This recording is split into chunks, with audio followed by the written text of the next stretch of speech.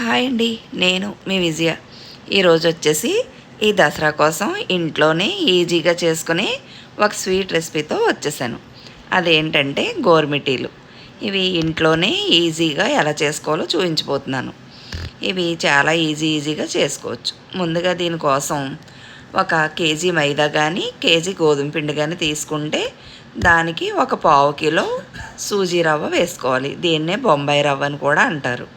నేను గోధుమ పిండితో తయారు చేస్తున్నాను. చాలామంది దీన్ని మైదాతో కూడా చేసుకుంటారు, కానీ గోధుమ పిండితో చేసుకుంటే హెల్త్కి ఎంతో మంచిది కాబట్టి నేను గోధుమ పిండితో చూపించబోతున్నాను. నేను కేజీ గోధుమ పిండికి ఒక పావు కేజీ బొంబాయి రవ్వ వేసాను. ఇందులోనే చిటికెడంత ఉప్పు వేసి ఈ పిండిని ఇలా కలిపి ఉంచుకోవాలి. ఇందులో 200 గ్రామ్స్ నెయ్యి కానీ ఆయిల్ కానీ వేసుకుని ఈ పిండిని మొత్తం ఈ ఆయిల్ అంతా పట్టేలా 2 చేతులతో రబ్ చేస్తూ కలుపుకోవాలి. ఇందులో డాల్డా కూడా వేసుకోవచ్చు, కానీ డాల్డా ఆరోగ్యానికి మంచిది కాదు. నేను ఆవు నెయ్యి వేడి చేసి 200 గ్రామ్స్ వేశాను.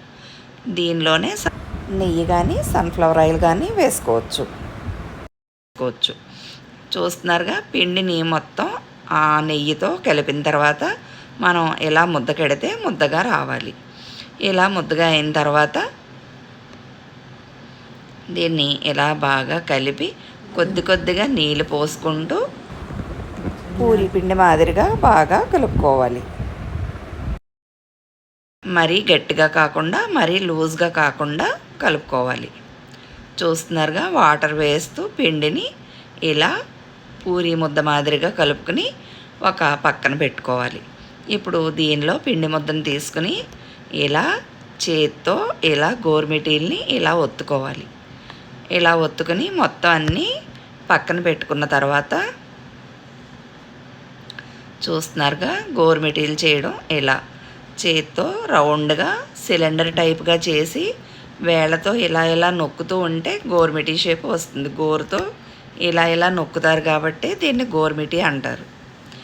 ఇలా మొత్తం అన్నిటినీ ప్రిపేర్ చేసుకుని ఒక పక్కన ఉంచుకోవాలి. ఇప్పుడు బాండీ పెట్టి ఆయిల్ వేసి ఈ గోరుమిటీలన్నిటినీ గోల్డెన్ బ్రౌన్ కలర్ వచ్చే వరకు వేయించుకుని పక్కన ఉంచుకోవాలి.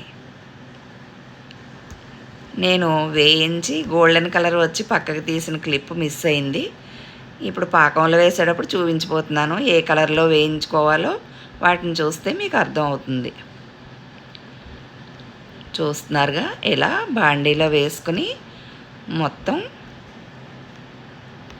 గోరుమిటీలన్నీ గోల్డెన్ బ్రౌన్ కలర్ వచ్చే వరకు వేయించుకోవాలి. ఇవి వేయించి పక్కకు తీసుకున్న తర్వాత కేజీ గోధుమ పిండికి 3/4 కేజీ పంచదార పాకం పట్టుకోవాలి. ఇది లేత తీగ పాకం వచ్చే వరకు పాకం తీసుకోవాలి. ఇందులోనే యాలకుల పొడి కూడా వేశాను.